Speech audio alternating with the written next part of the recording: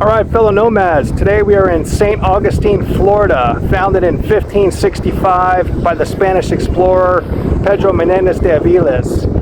And behind me is the Castillo de San Marcos. This fortress was built by the Spanish between the years 1672 and 1695. So today we're going to explore the fort and explore some of the history surrounding St. Augustine. So it should be a good adventure. I hope you enjoy it, so stay tuned. Now we're taking a good look at the facade of the Castillo de San Marcos. This fortress was built out of a type of limestone that is very soft. It was designed to absorb cannonball fire.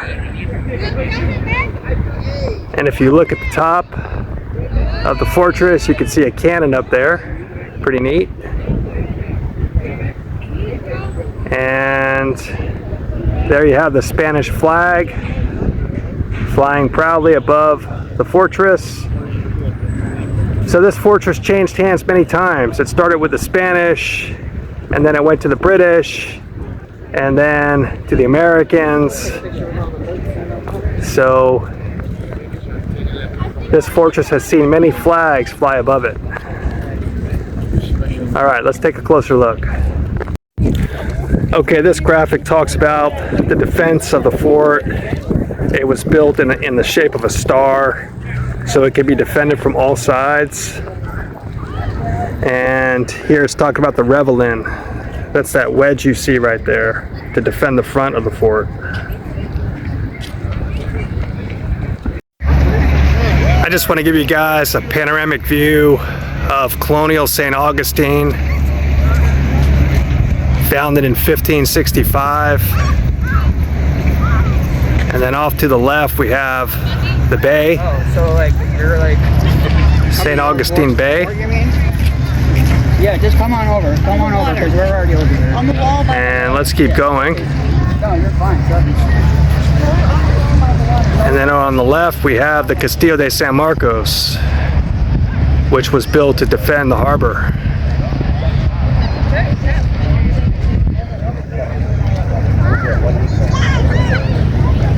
So that's the layout of St. Augustine. All right, so let's go inside. Okay, now we're approaching the ticket booth. Let's see how much the tickets are.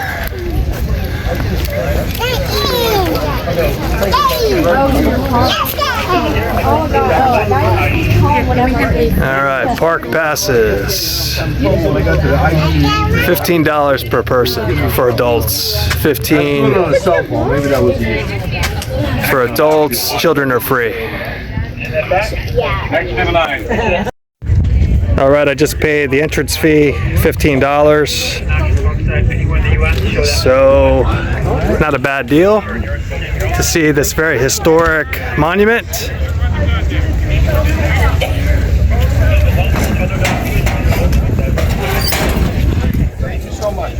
Castillo de San Marcos National Monument. So this is a important piece of history here. So let's cross the drawbridge.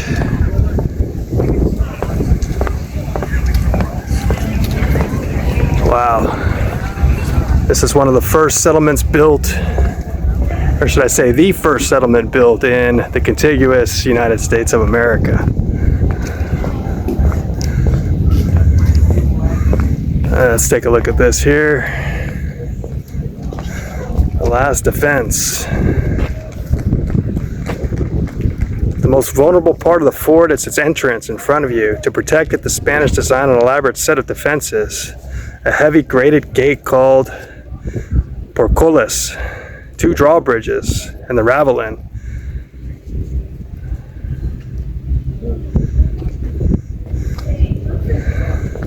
All right, let's keep going. Once again, you have the Spanish flag flying proudly. There's the cannon up top.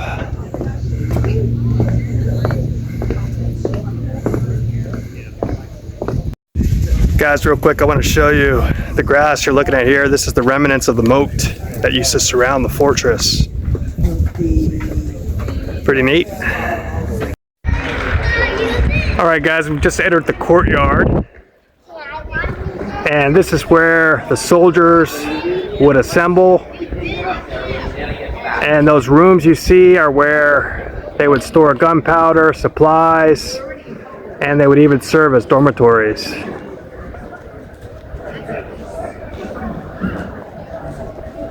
So this is the courtyard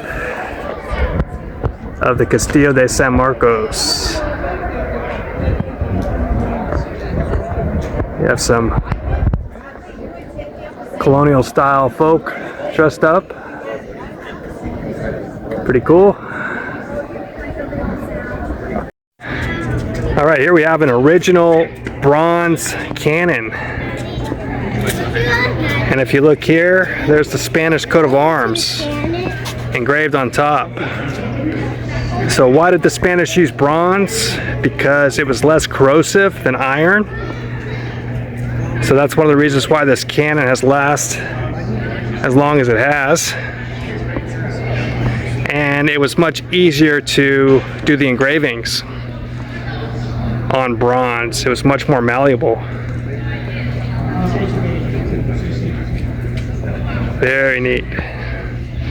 Take a look at the cannonballs there.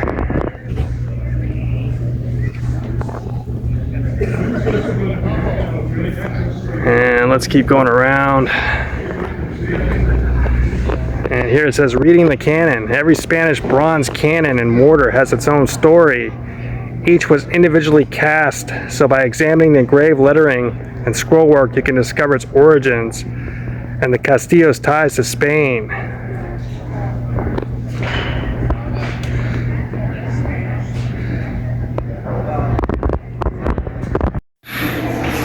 Here we have a depiction of Chief Osceola, the Seminole chief who fiercely resisted American resettlement.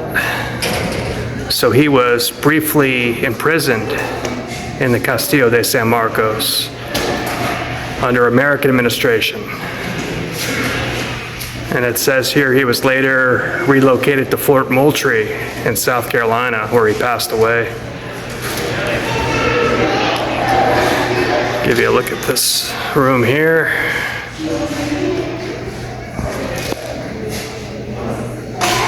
And here it says United States takes over. The Castillo was already over 150 years old in 1821 when the United States acquired Florida from Spain, renamed Fort Marion.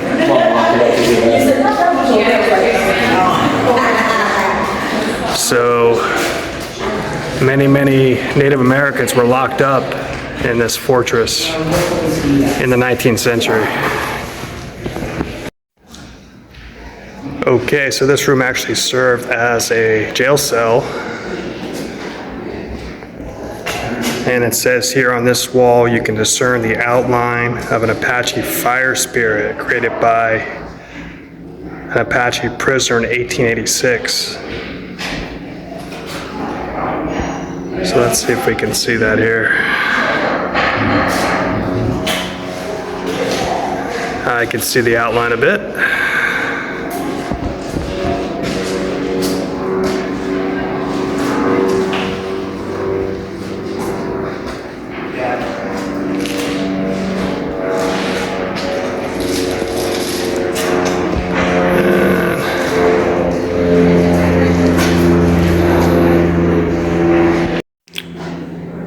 So now we're in the Catholic chapel.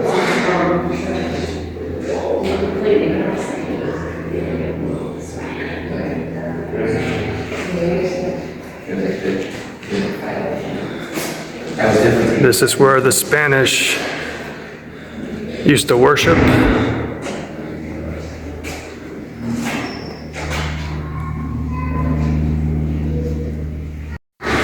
And here we go. The chapel was the scene of daily worship. Religion guided all aspects of colonial life. Roman Catholic Christianity was the common faith throughout the Spanish Empire, maintaining a single culture and system of government.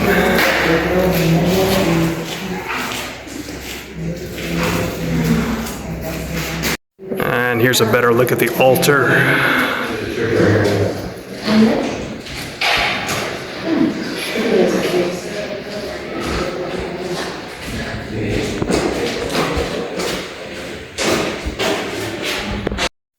All right, this is talking about when Spain recaptured St. Augustine from the British. So during the American Revolution, Great Britain prevented the United States and its ally Spain from capturing St. Augustine. British West Florida was lost to the Spanish siege of Pensacola.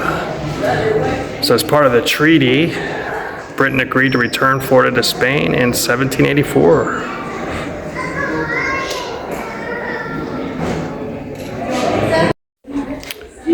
This is pretty cool. This is a replica British air bunkhouse where the soldiers would sleep. Let's take a look at this. Pretty cozy.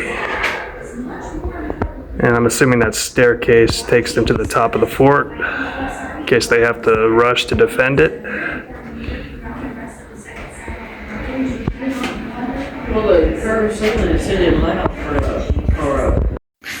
Just a closer look here. We got a checkers board. This is where they would dine.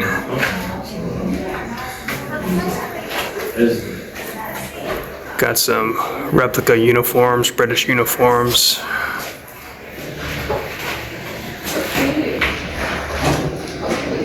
Desk. Very neat. All right, we're back out in the courtyard and let's head up to the top of the fort and see what it looks like up there.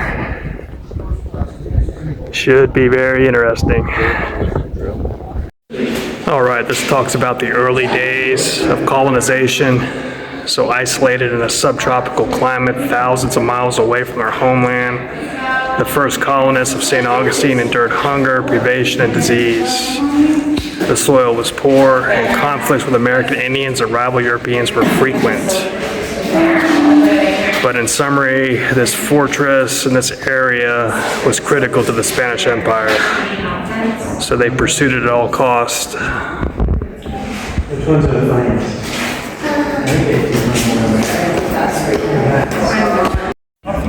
All right, here we have a Spanish soldier from the 1600s. Looks very happy.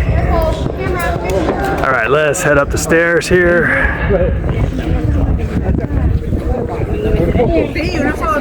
And take a look at the top. Very exciting.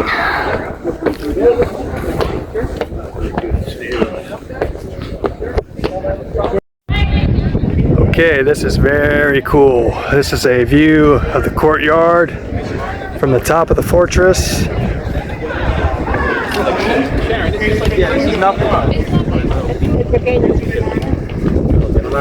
Very neat. And I'll keep giving you a panoramic here. There's the cannons that used to guard the fortress. Those are actually replicas. The one we saw earlier was a genuine bronze cannon.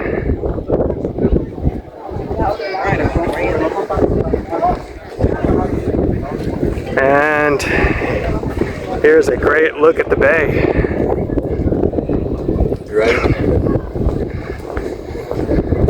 Wow, look at that.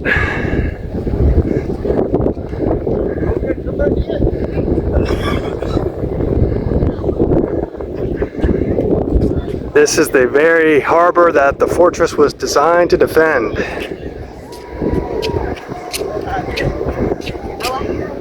Where? There they are right there. Yep. All right, the flag you see whipping in the wind here, that's the Spanish Cross of Burgundy. So that was the main military insignia of the Spanish Empire in the 17th century. And if you look here, guys, we have a great view of St. Augustine, colonial St. Augustine. That building in the far back, that is Flagler College, a prominent school in this area.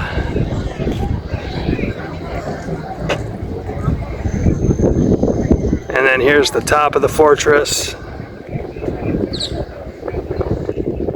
Shaped like a star, so it can be defended easily from all angles.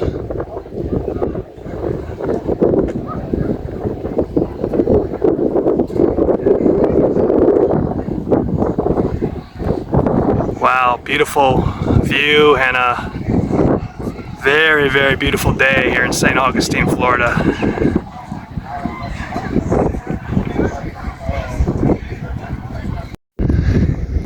Here we have more genuine bronze cannons.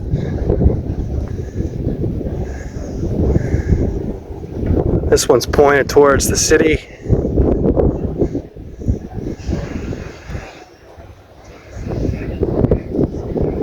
How do we know they're bronze cannons? Once again, you see the engravings of the Spanish coat of arms.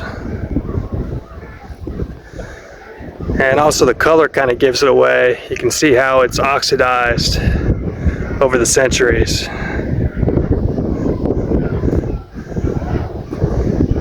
Much larger cannonballs than the ones we saw downstairs. This kind of looks like a mortar. A modern day mortar you would see used by the US military.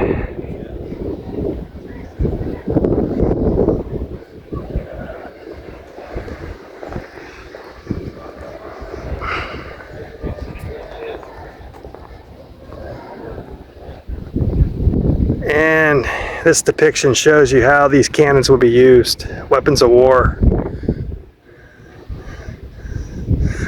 Yeah, it is a mortar. There we have it. That's a mortar cannon. Cool. This kind of shows the range of each cannon. The long cannon shoots the farthest, and the mortar is for more close range strikes. Very neat. Okay guys, this type of limestone is called coquina, and it's made from crushed seashells and coral fragments. If you look closely here, you can see the seashells embedded in the wall. So why did the Spanish use this material to build the fort? Like I said earlier, it's more malleable and soft, so it was designed to absorb cannon fire from enemy guns. This coquina is unique to the Florida coastline. You don't find it anywhere else. Very cool, very interesting. And obviously it's lasted a long time. These walls are hundreds of years old.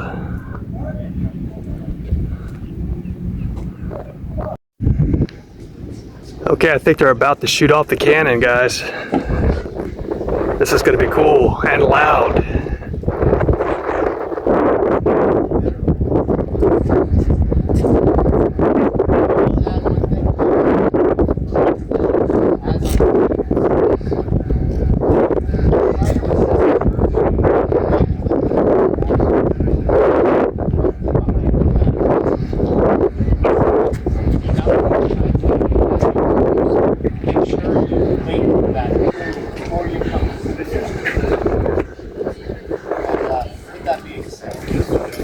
The Rangers given the Spanish colonials instructions.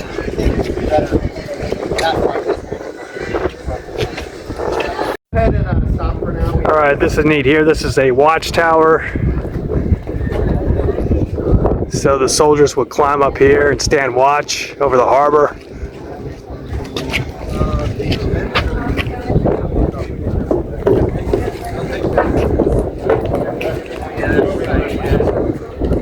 Let's see if we can get inside and take a look. There's a nice view of the harbor.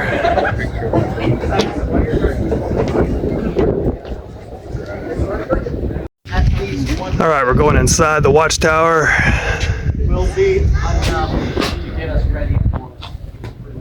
And that's what it looks like now.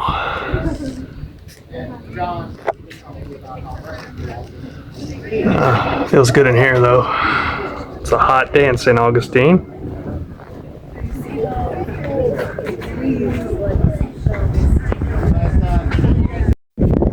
Okay, here's a good depiction of a Spanish soldier standing watch from the tower. And they're about to shoot the cannon, guys. So we have to get back now behind this rope.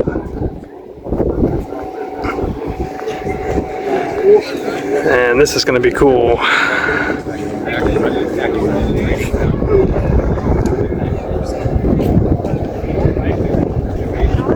Before we get started, we do have some safety things to go over for your safety and the preservation of the fort. Most importantly, while you're up here, please do not sit or stand on the walls of the fort, the cannons, or the cannon carriages. It's really not good for the historic fabric, plus it's only a long way down. When you hear the call to cover your ears, we recommend you do so. This will be fairly loud. If you have any small children, make sure they cover their ears or cover their ears for them. Not yet. I will tell you when. I promise. You've got plenty of time.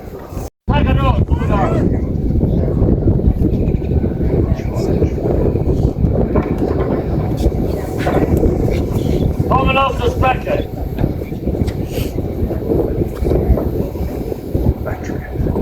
Dispóngase a poner batería al cañón. Cañón en batería.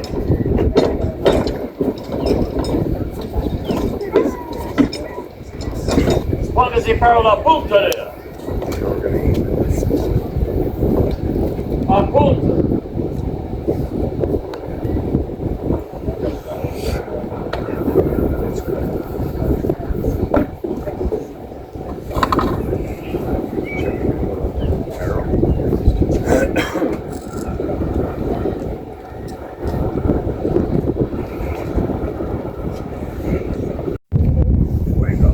Fuego!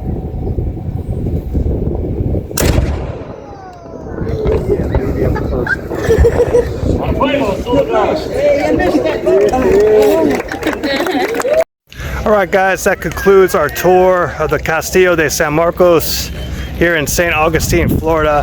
I hope you enjoyed the journey. If you're ever in St. Augustine, I would highly recommend stopping by the fortress. This is definitely one of the most important pieces of American history, so you definitely won't regret it. My name is Nomad Tom. I'll be posting more content about my travels in the future, so I hope you can join me on future journeys. Until then, take care. Bye-bye.